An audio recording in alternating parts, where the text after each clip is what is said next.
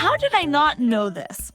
I just discovered how to make butter at home and was amazed at how simple it really is.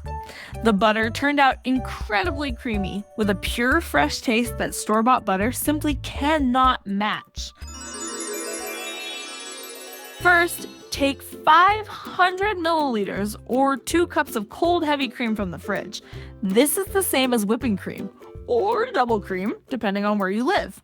Just make sure it has a high fat content, at least 35%. Pour it into a large bowl that gives you plenty of room to work. Using an electric mixer, start whipping the cream at medium speed. First, you will see bubbles forming on top of the cream.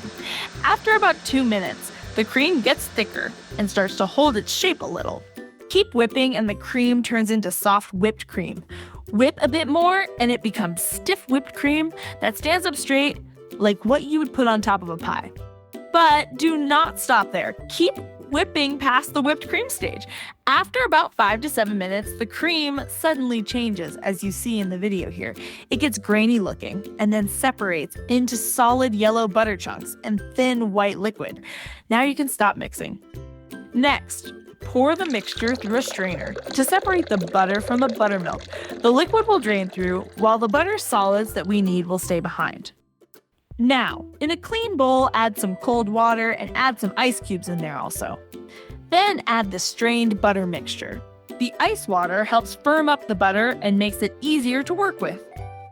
Using your hands, knead the butter in the cold water for about 3 to 5 minutes. This kneading helps remove any remaining buttermilk trapped inside the butter. You might need to change the water once or twice if it becomes very cloudy. You will know it is ready when the water stays quite clear and the butter feels firm.